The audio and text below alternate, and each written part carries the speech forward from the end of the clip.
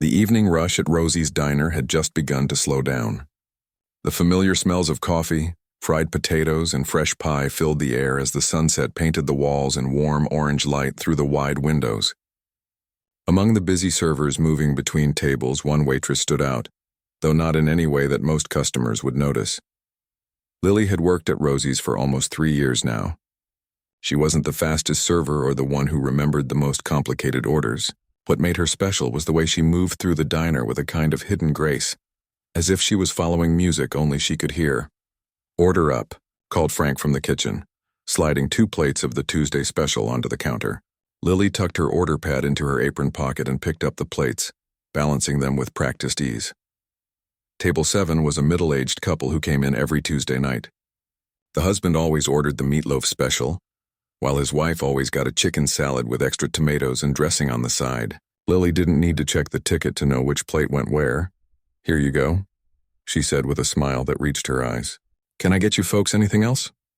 The wife looked up with a warm expression. "No thank you, honey. Everything looks perfect as always." As Lily turned to check on her other tables, her eyes drifted toward the old upright piano tucked away in the corner of the diner. It had been there since before she started working at Rosie's, mostly collecting dust except for the rare occasions when someone would plunk out "Happy Birthday" for a celebration. What nobody at the diner knew, not her boss, not her co-workers, not the regular customers who thought they knew her well, was that Lily's fingers itched every time she walked past that piano. 5 years ago, she had been on track to become a professional musician, with a scholarship to one of the best music programs in the state. Lily refilled coffee cups and cleared plates, all while her mind wandered to the pieces she used to play: Chopin's nocturnes, Bach's preludes, even some original compositions that her teachers had praised. "You daydreaming again?" asked Rita, another waitress who had worked at Rosie's for over a decade. "I've been calling your name for half a minute." Lily blinked, pulled back to the present. "Sorry, just thinking about some bills I need to pay." It wasn't exactly a lie. Bills were the reason she'd had to leave music school in the first place. When her dad got sick and couldn't work anymore, someone had to help support the family. Between her younger brother's school needs and her father's medical bills, the choice had been clear, even if it broke her heart to make it. "Well, think about those bills later. You've got customers at booth 3, Rita said, nodding toward a group of 4 who had just walked in. The next hour passed in the comfortable rhythm of diner work. Take orders, deliver food, refill drinks, check on customers, clear tables, repeat. It was simple work, but honest. The tips weren't amazing, but they were steady, and Rosie's customers were generally kind. During a brief lull, Lily wiped down the counter near the register. From this spot, she could see the whole diner, the row of booths along the windows, the tables in the center, and the counter seats where the regulars liked to sit and chat with Frank while he cooked. Her eyes drifted again to the piano in the corner. "You ever play?" The voice startled her. It belonged to Charlie, an older man who came in most evenings for coffee and pie. He had noticed her looking at the piano. "Oh no," Lily lied automatically. "Just thinking it needs dusting," Charlie chuckled. "Shame. My late wife used to play beautifully. I always thought music makes food taste better somehow." Lily gave him a smile and moved on to her next task, but his words stayed with her.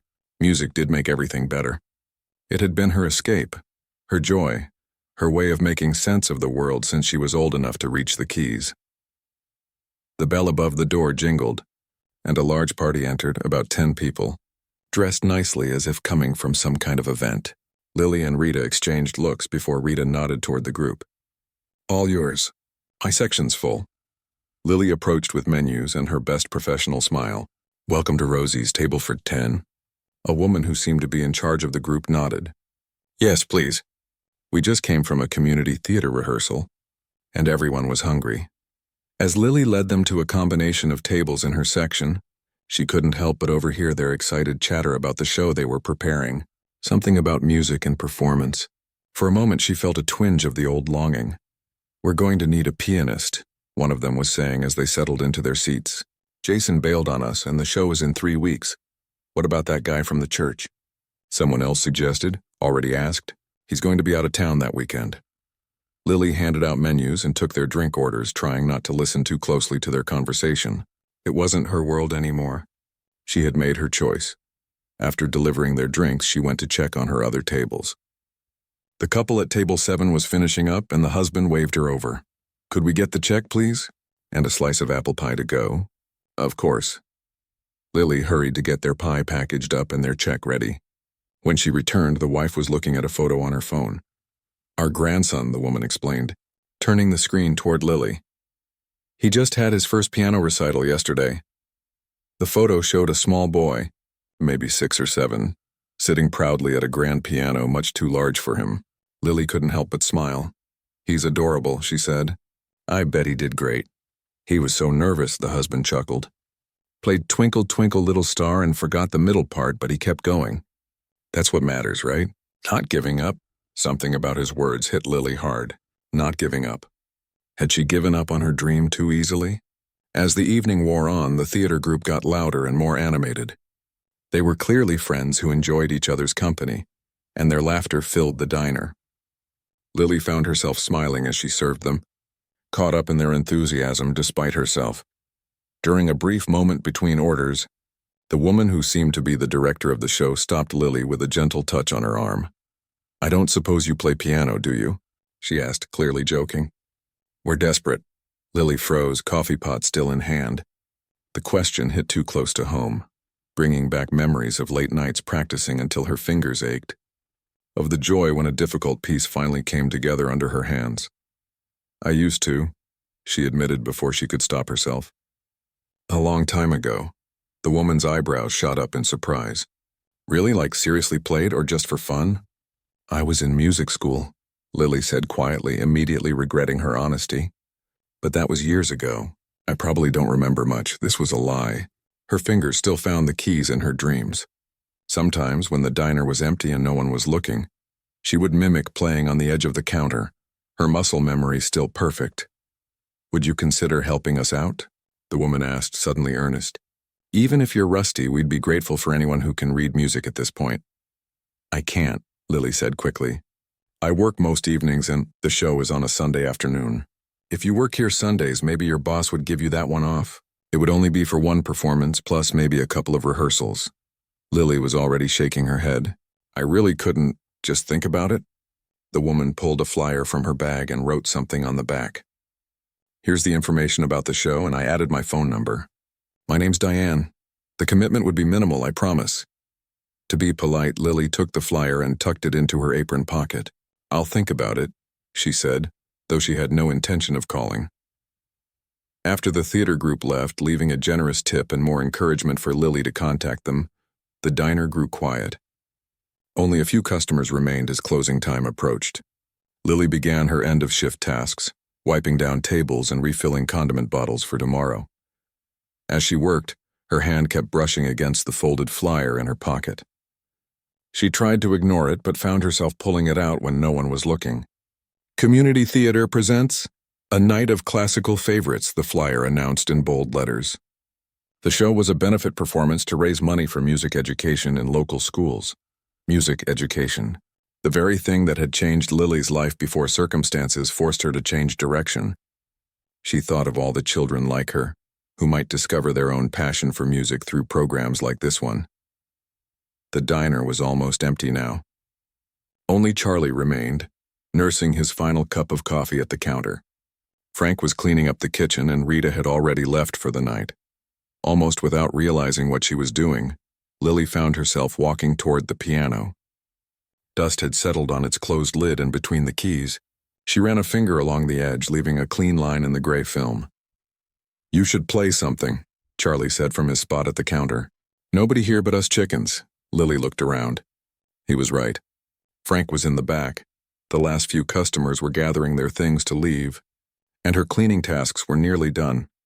"I haven't played in years," she said, but even as the words left her mouth, she was opening the lid and settling onto the bench. The keys were slightly yellowed with age, a few of them chipped at the edges. She pressed one experimentally and winced at the out-of-tune note that sounded. But it was a piano, a real piano under her fingers after so long. Slowly, hesitantly, she began to play. Just simple scales at first, her fingers remembering their old patterns. Then, almost without thinking, she transitioned into the beginning of Debussy's Clair de Lune, one of the last pieces she had mastered before leaving school. The piano was terribly out of tune, and she hit wrong notes here and there as her rusty skills struggled to keep up with what her mind remembered. But as she continued to play, something awakened inside her, something she had tried to keep buried for 3 long years. She closed her eyes, letting the music flow through her, forgetting where she was, forgetting everything except the feeling of the keys beneath her fingers and the bittersweet melody filling the empty diner. When the final notes faded away, Lily opened her eyes to find Charlie standing nearby, his coffee forgotten on the counter, and Frank watching from the kitchen doorway, dish towel still in hand. "Well," said Charlie after a moment of silence, "I guess you do play after all." The morning after Lily played the piano at Rosie's diner, she woke up feeling different. Something had shifted inside her, like a door that had been locked for years suddenly cracking open. She got ready for her morning shift with the familiar routine. Brush teeth, pull hair back, put on the blue uniform with the small coffee stain near the pocket that never quite came out in the wash.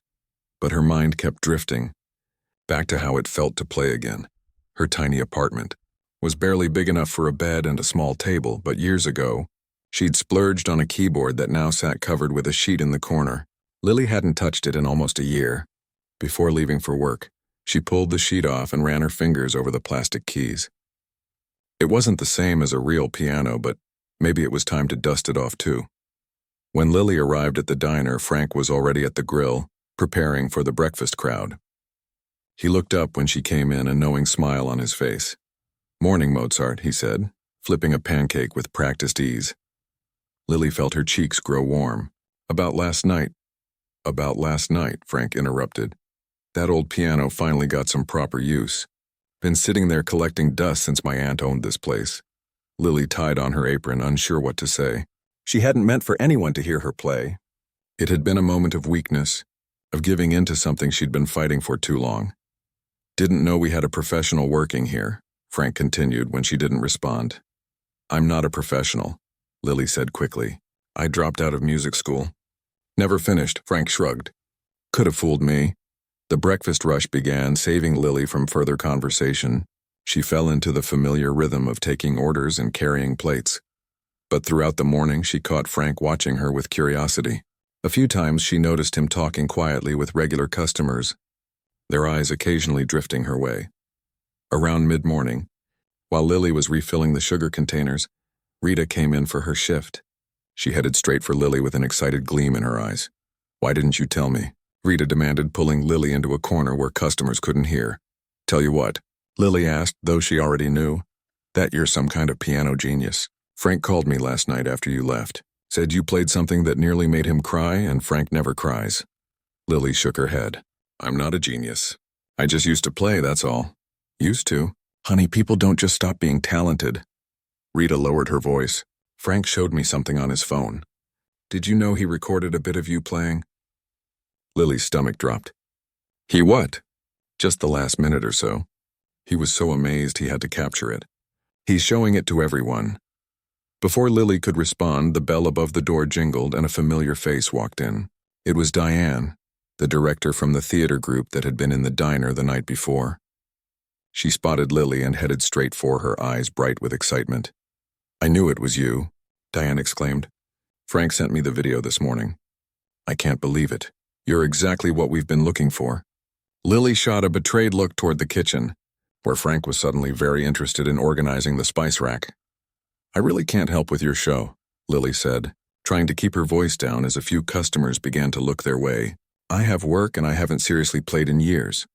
"What I heard wasn't someone who hasn't seriously played," Diane insisted. "That was Debussy, played with feeling. Our rehearsal is Sunday afternoon." "The diner's closed then, right?" "Just come and try. No commitment." Rita nudged Lily with her elbow. "You should go." What have you got to lose? What did she have to lose? Only the careful wall she had built around her heart after giving up on music. Only the protection she had created to avoid feeling the pain of her abandoned dreams. Only everything. "I'll think about it," Lily said finally, just to end the conversation. "But I need to get back to work now." Diane beamed as if Lily had already agreed. "Perfect. Sunday at 2 at the community center. I wrote the address on that flyer I gave you." After Diane left, the day continued as normal on the surface, but underneath everything had changed. Customers who had seen Frank's video greeted Lily differently. Several asked her about her playing, and a few even requested that she perform something during their meal. "The piano's badly out of tune," Lily kept saying. "You wouldn't want to hear it." But the truth was she was afraid. Afraid of how good it had felt to play again. Afraid of wanting something she had convinced herself she couldn't have. That evening, after her shift ended, Lily found Frank counting the day's earnings at the register. "You shouldn't have recorded me," she said quietly. "And you definitely shouldn't have shared it with people." Frank looked up, his expression softening. "I'm sorry. You're right. I got excited and didn't think to ask. But Lily, do you have any idea how good you are?" "I used to be good," she corrected. "That was a long time ago." Frank shut the register drawer and leaned on the counter. "Can I ask you something? Why'd you stop?" Lily hadn't talked about this with anyone at the diner before. Her co-workers knew the basics, that she had a sick father and helped support her younger brother, but not how those responsibilities had collided with her dreams. "My dad got sick," she said simply. "Someone had to pay the bills." Frank nodded slowly. "And now?" "Now what?" "Your dad. Is he still sick?" Lily looked down at her hands, the hands that had once been destined for concert halls rather than carrying plates. "He passed away last year. My brother's in college now on scholarship." "I'm sorry about your dad," Frank said gently. "But it sounds like maybe some of those responsibilities have changed." Lily hadn't allowed herself to think about it that way. For so long, her focus had been survival, making enough to cover rent, to help with her brother's textbooks, to pay off the medical bills that had piled up during her father's illness. Music had become a luxury she couldn't afford, not just financially, but emotionally. "I'm too old to go back to school now," she said. "And I'm out of practice."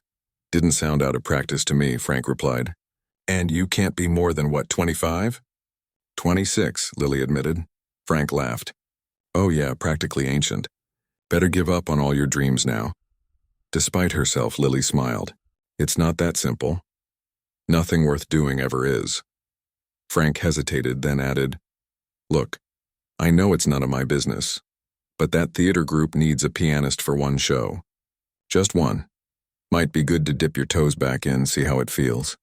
Lily promised to consider it, though she was still unsure. That night, she pulled the sheet completely off her keyboard and sat down to play for the first time in nearly a year. Her fingers were stiff and made more mistakes than they had the night before. But the familiar comfort of music welcomed her back like an old friend. Sunday arrived before she had made a real decision.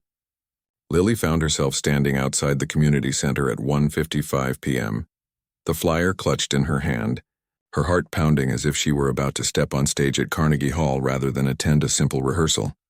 "You came," Diane's voice called from the entrance. She hurried down the steps to greet Lily. "I was hoping you would. Come on in. Everyone's excited to meet you." The community center's main room had been transformed into a makeshift theater. Chairs were arranged in rows facing a small stage where a piano, a real, well-maintained baby grand, waited. Lily's fingers itched at the sight of it. "That's a beautiful instrument," she said, unable to hide her admiration. "It was donated by a local family last year," Diane explained. "Much nicer than what we usually have to work with." Introductions went by in a blur as Lily met the cast and crew, a mix of amateur performers of all ages who shared a love of music and theater. They welcomed her warmly, making her feel less like an outsider and more like someone who belonged. When it came time to look at the music, Lily felt a flutter of panic. The pieces weren't overly complex, but it had been so long since she had performed with others. "Let's just try the opening number," Diane suggested, sensing Lily's nervousness. "No pressure. We're still 3 weeks from the show." Lily sat down at the piano, adjusting the bench as the performers took their places. The sheet music before her swam slightly as her anxiety peaked, but then she placed her fingers on the keys. The cool, smooth ivory grounded her. This, at least, was familiar. She began to play tentatively at first, but as the music flowed through her, muscle memory took over. When the singers joined in, something magical happened, the way it always did when music was performed not just correctly, but with heart. The harmonies lifted and supported each other, creating something greater than any individual could produce alone. By the end of the first run-through, Lily had forgotten to be nervous. The joy of making music with others had taken over, reminding her why she had fallen in love with playing in the first place. That was Wow, said one of the performers, a woman in her 60s who sang soprano. We've been practicing with recordings, but having a live pianist changes everything. The others nodded in agreement. Diane was beaming like she'd discovered buried treasure. Will you do it? She asked Lily directly. Will you be our pianist for the show? Every practical reason to say no ran through Lily's mind. The time commitment, the pressure, the pain of reconnecting with the dream she had abandoned. But louder than those concerns was the simple truth that playing today had made her happier than she'd been in years. Yes, Lily heard herself say. I'll do it. The next 3 weeks transformed Lily's life. During the day, she still waited tables at Rosie's, but her evenings were filled with rehearsals. Frank adjusted her schedule to accommodate practice times, waving away her thanks. Just save me a good seat at the performance, he said. Word began to spread among the diner regulars about their Waitress performing in the upcoming show. Many promised to attend, proud to support someone they had come to know over coffee and pie. Charlie even organized a group of the older regulars to attend together. The night before the performance, Lily stayed late at the community center, practicing until her fingers ached. As she played the final piece one last time, she realized she wasn't the same person who had walked into this building 3 weeks ago. She had found part of herself that had been missing for too long.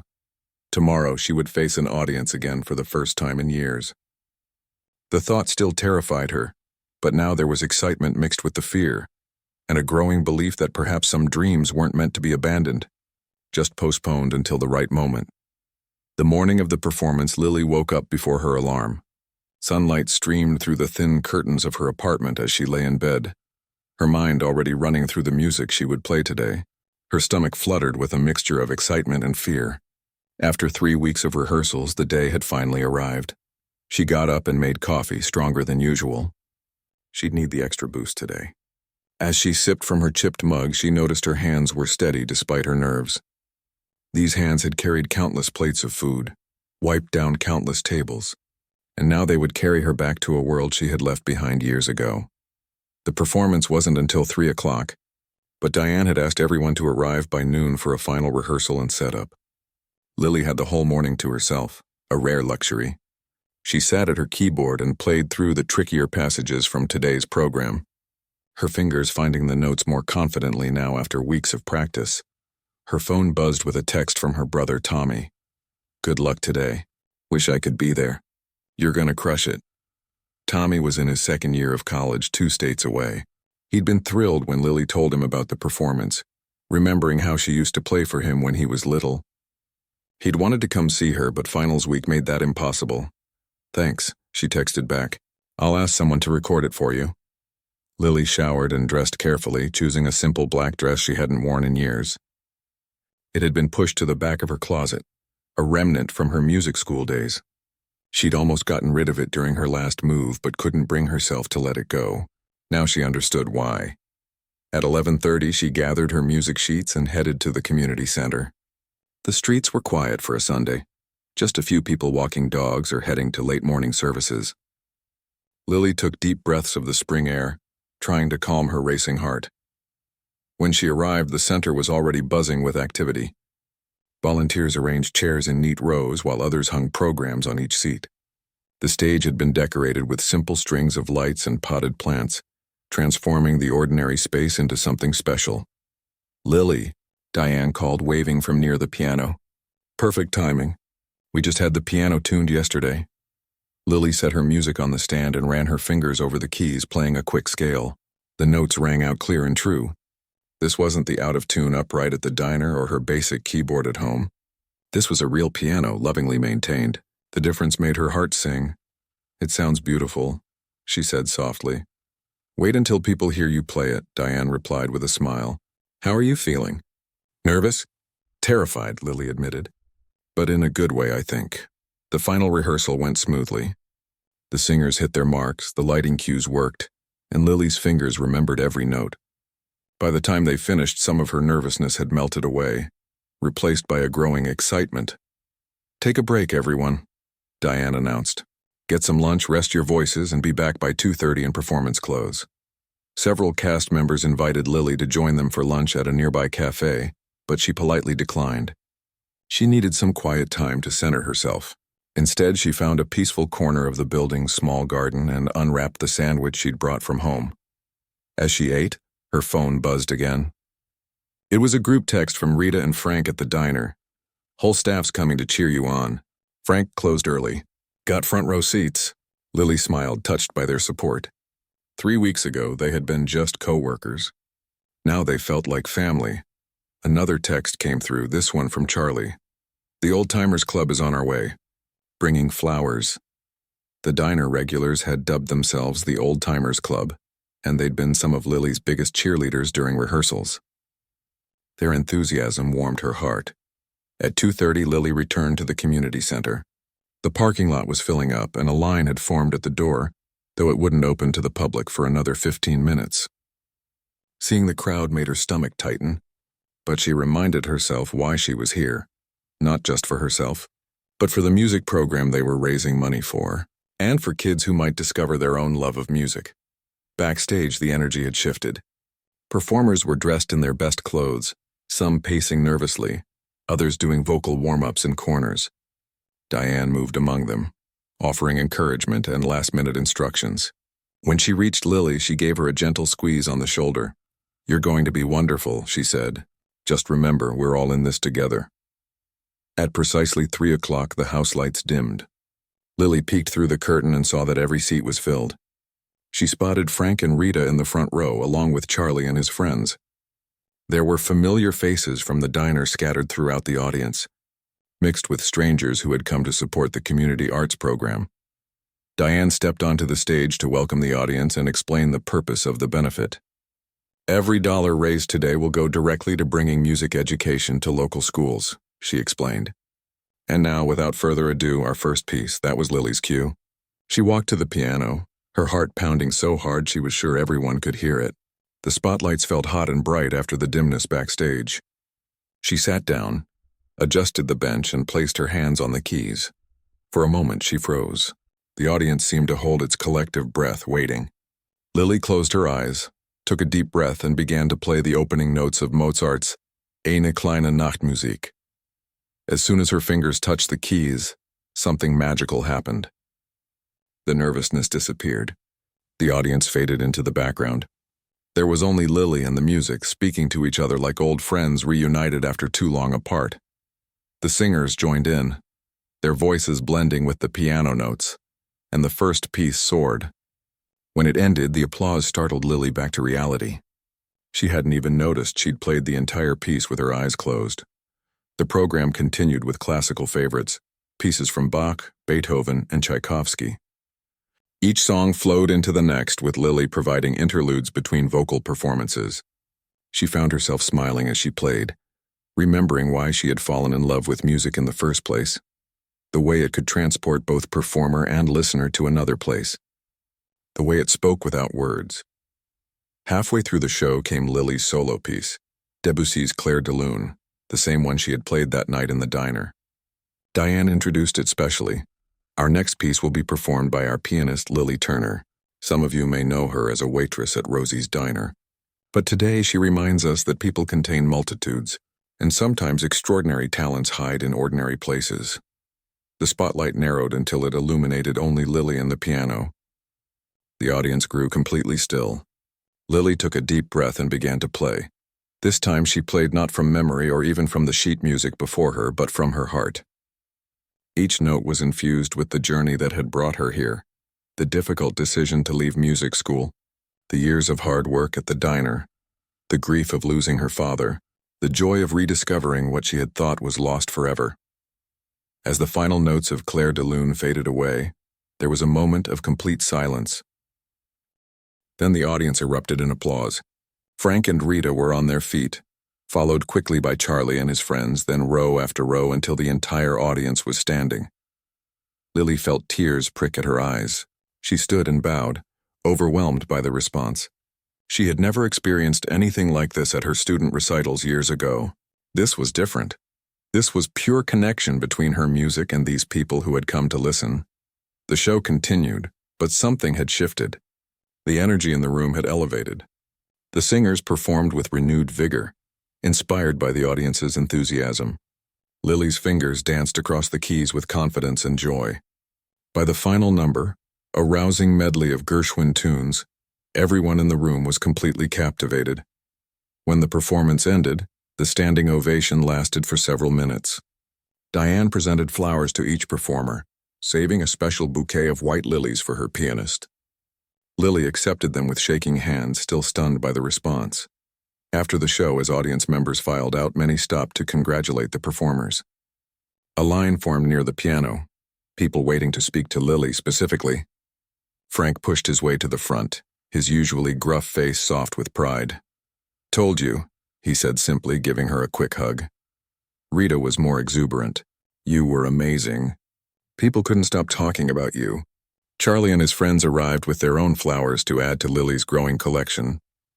"The diner's own star," he said with a wink. But the biggest surprise came when a tall, distinguished-looking woman in her 60s approached.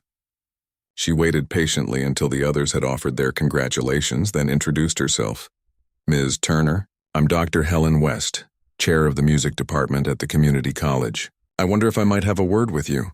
Lily's eyes widened. She nodded, suddenly speechless. "Your performance today was exceptional," Dr. West continued. "We're looking for a part-time piano instructor for our continuing education program.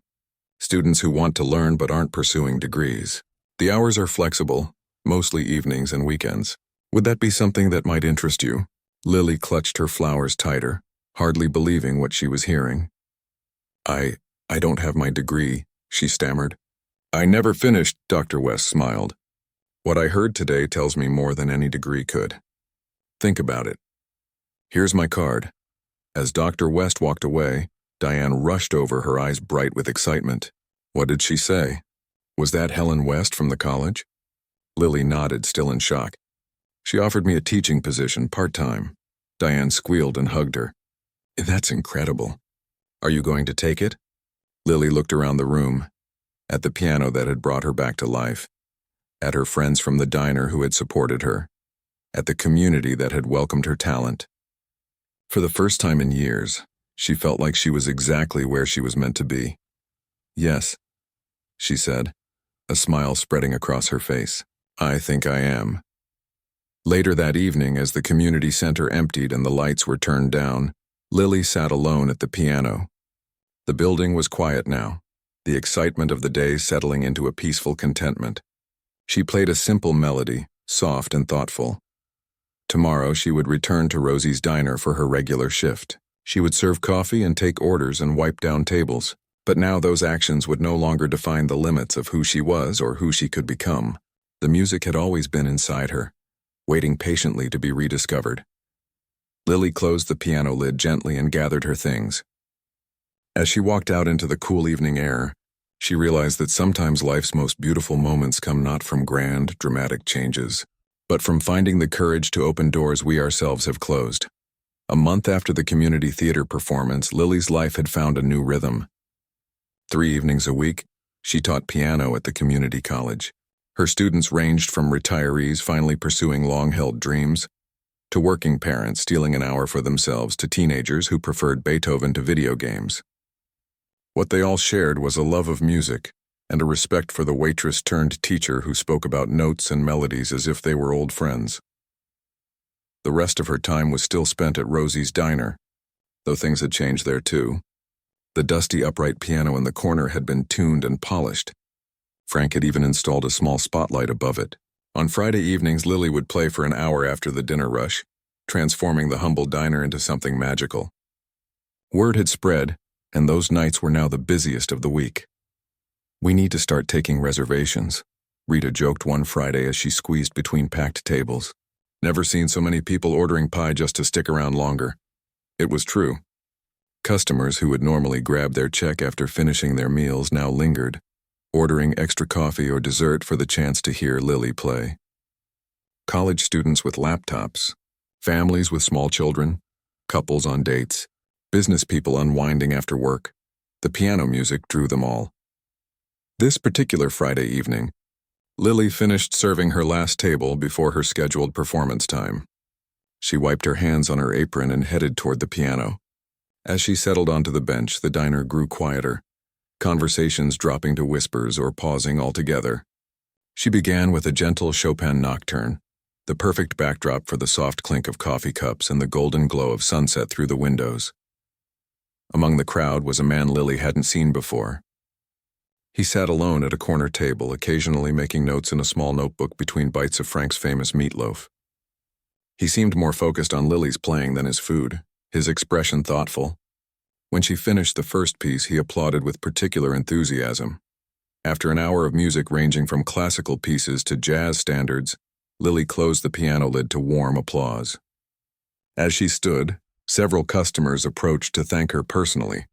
The man from the corner table waited until the others had dispersed before stepping forward. "That was truly wonderful," he said, extending his hand. "I'm Tom Reynolds from Reynolds Music Hall downtown." Lily shook his hand, recognition flickering across her face. Reynolds Music Hall was the most prestigious venue in the city, hosting everything from symphony orchestras to world-famous soloists. "Thank you," she replied. "The hall is beautiful. I attended a concert there years ago when I was in music school." Tom's eyebrows raised slightly. "You studied music formally?" "I'm not surprised. Your technique is exceptional, especially for someone playing in such an unconventional venue." He glanced around the diner, taking in the vinyl booths and neon signs with a smile that wasn't unkind. "What brings you to Rosie's?" Lily asked. "We're a bit far from downtown. A colleague mentioned a waitress who plays piano like a concert artist. I had to hear for myself." He pulled a business card from his pocket. "We host a series called Hidden Talents that features local musicians in short spotlight concerts before our main events. We'd be honored to have you perform." Lily stared at the card in shock. Reynolds Music Hall, the same stage where she'd once watched her idols perform, dreaming that someday she might join them. I don't know what to say," she stammered. "Say yes," Frank called from behind the counter, not even pretending he wasn't listening. "The girl's got talent, doesn't she?" Tom laughed. "She certainly does." "Think about it," he told Lily. "It's a paid opportunity and it could open other doors. My number's on the card." After he left, Lily's hands trembled as she tucked the card into her pocket. Rita rushed over, demanding details. "Are you going to do it?" she asked excitedly. "I'm not sure," Lily admitted. "Teaching beginners at the college is one thing.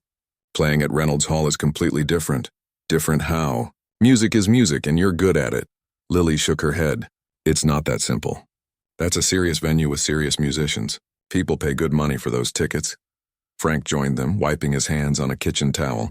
"People pay good money for my meatloaf too, but that doesn't stop me from serving it." "You think too much, kid." That night, Lily couldn't sleep.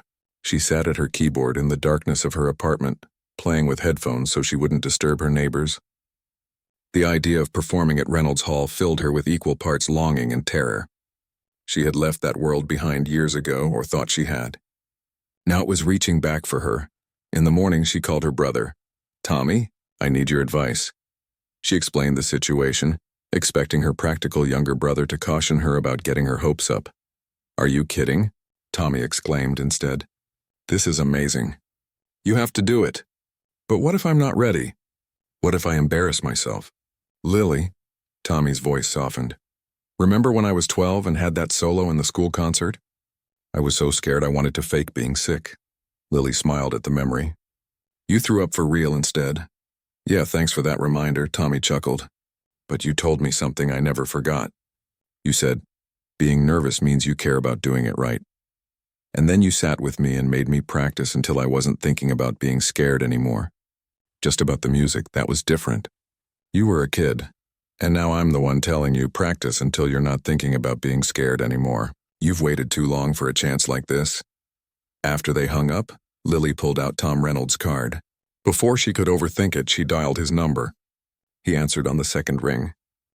"Mr. Reynolds? It's Lily Turner from the diner. About that performance opportunity. I'd like to accept."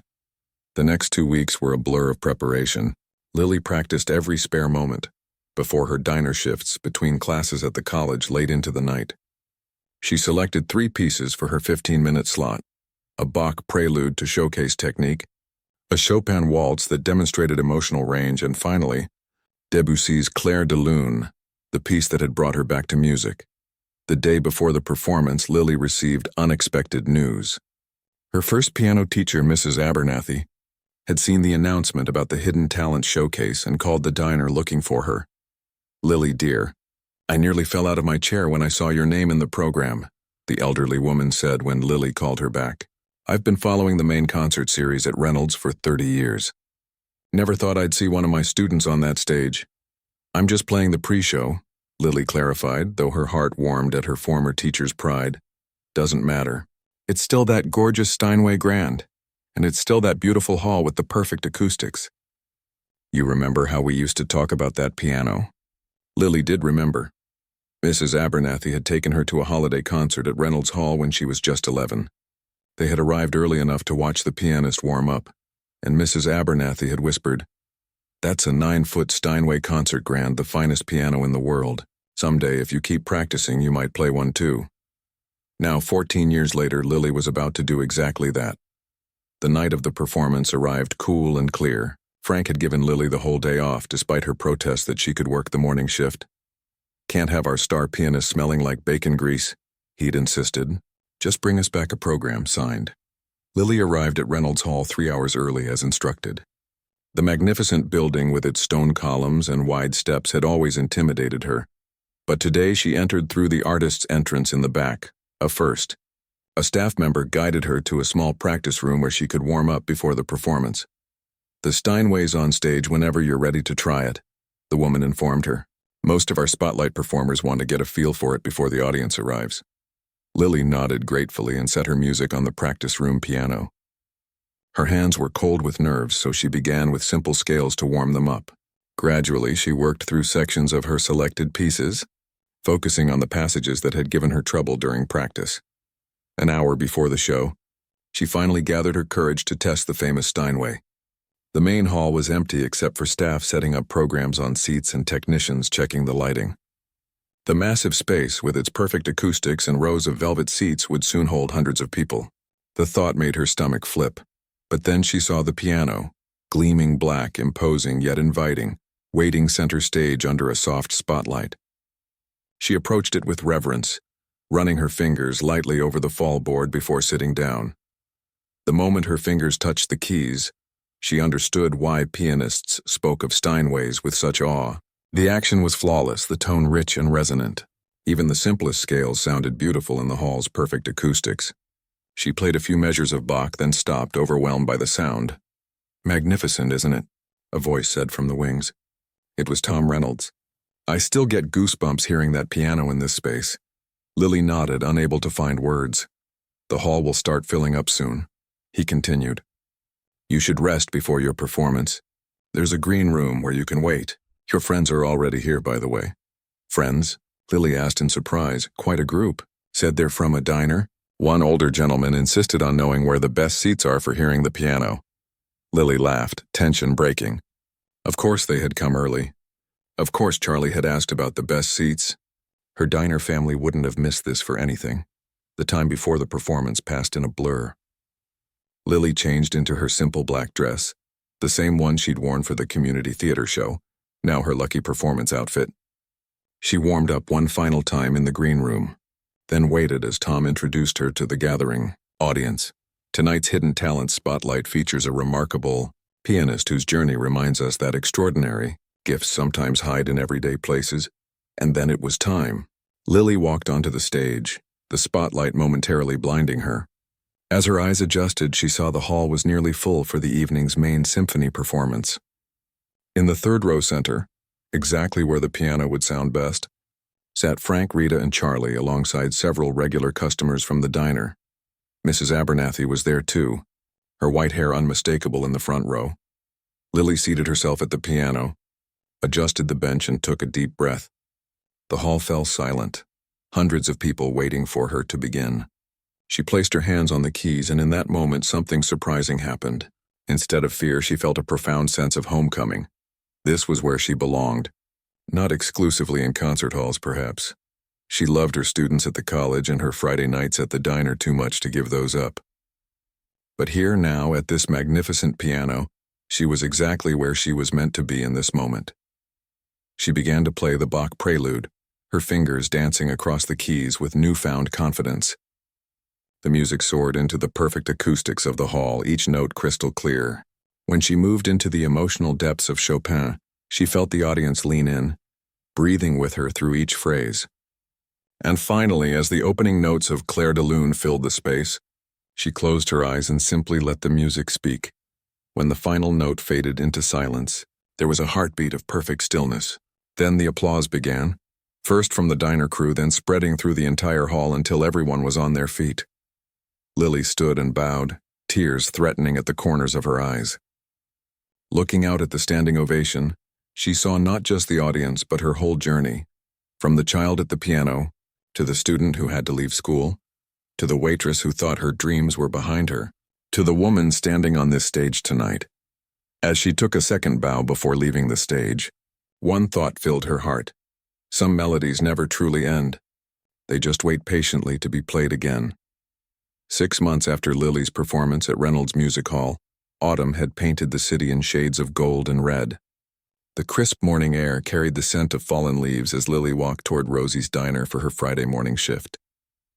Her life had transformed in ways she never could have imagined when she first touched the out-of-tune piano in the diner's corner that fateful evening. The bell jingled as she pushed open the door, greeted by the familiar smells of coffee and freshly baked muffins. Frank looked up from the grill and gave her a nod. "Morning, Mozart," he called, his usual greeting that still made her smile. "You're just in time. The morning crowd's asking if you'll play something before your shift." Lily hung up her coat and tied her apron, glancing toward the piano. It wasn't just the dusty upright from before. After her performance at Reynolds Hall had been mentioned in the local paper, business at Rosie's had boomed. With the extra income, Frank had surprised everyone by replacing the old piano with a refurbished baby grand. It wasn't a Steinway concert grand like at Reynolds, but its warm tone filled the diner beautifully. "Just one song," she agreed, moving toward the instrument. "I've got tables to serve."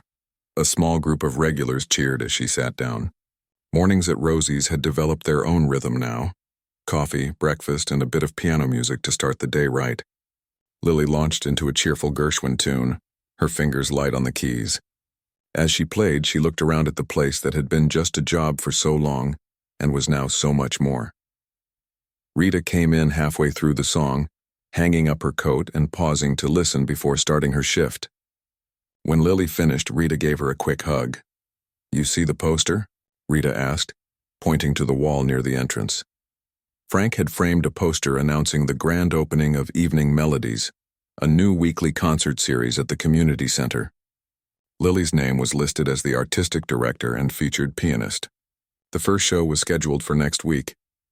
"Still feels unreal," Lily admitted as she stood to begin her serving duties. "Not to the rest of us," Rita replied. "We always knew you were special." The morning passed quickly as Lily moved between tables, pouring coffee and serving food. Her mind occasionally drifted to the pieces she needed to practice for the upcoming show, her fingers tapping out rhythms on the side of the coffee pot. Around lunchtime, the bell above the door jingled, and Lily looked up to see her brother Tommy walking in. Her face broke into a wide smile. She hadn't seen him in months, not since his brief visit after her Reynolds Hall performance. "Surprise," he called, arms wide. Lily rushed over, nearly spilling the water she was carrying. "What are you doing here? You didn't tell me you were coming." Tommy grinned. "Wanted to surprise you. Plus, I have news I wanted to share in person. Let me finish with these orders, and I'll take my break," Lily promised, squeezing his arm before hurrying back to her customers. 20 minutes later, she slid into the booth across from Tommy, pushing a plate of Frank's famous fries toward him. "On the house," she said. "Frank insists." "So what's this news?" Tommy took a deep breath, excitement clear on his face. "I got accepted to transfer to the music education program here. I can start next semester." Lily's jaw dropped. "What? But you were studying business." "Yeah, and hating every minute of it," Tommy admitted. "Watching you reconnect with music this past year made me realize I was on the wrong path. Remember how I used to help you practice? How I'd listen to you play for hours? I've always loved music too. But what about the scholarship?" Lily asked, concerned. Their family's financial situation had improved, but college was still expensive. "That's the best part," Tommy said, his eyes bright. "Remember Dr. West from the community college? After she saw me play at the diner during my last visit, she helped me apply for a music scholarship. I got it, Lily. Full tuition. Tears sprang to Lily's eyes. Dr. West had become a mentor to her over the past months, helping her develop as a teacher and encouraging her to pursue more performance opportunities. Now she had extended that same support to Tommy. That's incredible, Lily said, reaching across the table to squeeze her brother's hand. I'm so proud of you. I couldn't have done it without you, Tommy replied. You showed me it's never too late to follow your passion. Frank appeared beside their table, wiping his hands on his apron. So the musical genius runs in the family, huh? We might need another piano. They all laughed. And Lily felt a wave of gratitude for this unlikely family she had found. Her brother, Frank, Rita, and all the regulars who had supported her journey. Later that afternoon, after her shift ended, Lily headed to the community center for a meeting about the upcoming concert series. The small auditorium where she had performed with the theater group was being set up with rows of chairs. The same piano waited on stage, but the space around it had been transformed with simple but elegant lighting. Diane waved from the stage where she was arranging music stands. Since the benefit performance, she and Lily had become close friends, working together to create more musical opportunities in the community. There she is, our musical director, Diane called. I was just talking to the volunteers about the seating arrangement. What do you think about adding another row in the back?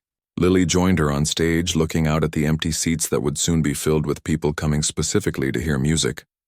Her music, and that of the other local musicians she had invited to participate. The more the merrier, she agreed. Ticket sales are going well? We're almost sold out, Diane confirmed. And we've already got calls about the next show. As they discussed final details for the opening night, Lily noticed Tom Reynolds slip quietly into the back of the auditorium. He gave her a small wave but didn't interrupt, taking a seat to observe the preparations. After the meeting ended, he approached the stage. Everything's coming together nicely, he said. I wanted to drop by and wish you luck, but it's clear you don't need it. You've got this well in hand. Thanks for coming, Lily replied, and for your advice about the program order. It made a huge difference. Tom had become something of a mentor since her performance at Reynolds Hall, offering guidance as she ventured into organizing concerts. He nodded toward the piano. Have you thought more about my offer? He asked. The position is still open. A month earlier, Tom had approached Lily with an unexpected opportunity, a part-time position as a community outreach coordinator for Reynolds Music Hall. The job would involve bringing classical music to schools and community centers, identifying local talent and helping organize educational programs. I have, Lily said. I'd like to accept. Tom's face broke into a broad smile. Wonderful. You're exactly what we need. Someone who understands both worlds. Both worlds. The phrase stayed with Lily as she left the community center that evening. She did understand both worlds now. The formal training of her music school days and the authentic connection she'd developed playing at the diner. That understanding had become her greatest strength. The day of the first Evening Melodies concert arrived with perfect fall weather. Lily spent the morning at Rosie's, serving her regular customers who wished her luck for the evening's performance. Many of them had already bought tickets. Save your best playing for tonight, Charlie teased as she refilled his coffee. No previews, Lily laughed. Don't worry, I'm saving the good stuff. At home that afternoon, she practiced her pieces one last time, then dressed carefully in a new outfit she'd bought for the occasion. A simple but elegant blue dress that made her feel both professional and true to herself. Tommy met her at the community center, helping her arrange programs and adjust the piano bench to the perfect height. As the musicians arrived for the pre-concert rehearsal, Lily felt a new kind of confidence in her role as organizer and featured performer. The evening's program included a diverse mix, a string quartet from the community college, a talented teenage violinist Lily had discovered teaching at the college, a jazz trio that regularly performed at a local cafe, and Lily herself performing both solo pieces and accompanying several vocalists. As 7 o'clock approached, Lily peeked through the curtain at the packed auditorium. She spotted familiar faces, Frank and Rita in the third row, Dr. West near the front, Tom Reynolds in the back, and dozens of regular customers from the diner scattered throughout. Her worlds had fully merged. When it was time to begin, Lily walked onto the stage to warm applause. Standing beside the piano, she addressed the audience with a calm she wouldn't have believed possible a year ago. "Welcome to our first Evening Melodies concert," she began. This series was born from the belief that music belongs everywhere, in concert halls and diners, in schools and community centers, in our everyday lives. Tonight we celebrate the talent that exists right here in our community. The concert unfolded beautifully, each performer bringing something unique to the stage. When it was Lily's turn to play her solo pieces, she felt none of the terror that had once gripped her. Instead, there was only joy in sharing the music she loved with people who had come to listen. Her final piece of the evening was an original composition, something she hadn't attempted since her music school days. Titled simply Rosie's, it wove together classical techniques with hints of the jazz and pop music that often filled the diner. The piece told her story through music, the struggle, the return, the discovery that sometimes the most meaningful path isn't the one we originally planned. As the final notes faded, the audience rose to their feet. Lily stood and bowed, then invited all the evening's performers back on stage for a final acknowledgement. Looking out at the standing ovation, she felt a completeness she had never expected to find. Later, as the audience mingled with performers at a small reception, Lily found herself surrounded by her unusual family, Tommy and Frank arguing good-naturedly about the best jazz pianists, Rita proudly telling strangers that she worked with Lily, Dr. West deep in conversation with the teenage violinist about scholarship opportunities. Charlie approached with a cup of punch. "Not bad for a waitress," he said with a wink. Lily smiled. "I'm still a waitress," she reminded him. "Just a waitress who also teaches and performs and organizes concerts." "And that's what makes your music special," Charlie replied thoughtfully. "You bring something different to it because of everything else you are." The next morning, Lily returned to Rosie's for her usual shift. She tied on her apron, filled the coffee pot, and greeted the early customers. The routine was comforting after the excitement of the previous evening. Around mid-morning, a young woman Lily didn't recognize took a seat at the counter. She looked tired, her uniform suggesting she'd just finished an overnight shift somewhere. "Coffee, please," she requested. "Black." As Lily poured the coffee, she noticed the woman glancing repeatedly at the piano in the corner. "Do you play?" Lily asked casually, setting down the cup. The woman looked startled, then embarrassed. "I used to. Long time ago." "Me too," Lily said with a smile. "Or rather, I used to think it was a long time ago. Turns out music waits for you." The woman's expression shifted, curiosity replacing embarrassment. "What do you mean?" Lily glanced at the clock. The morning rush was over and her next tables were all set.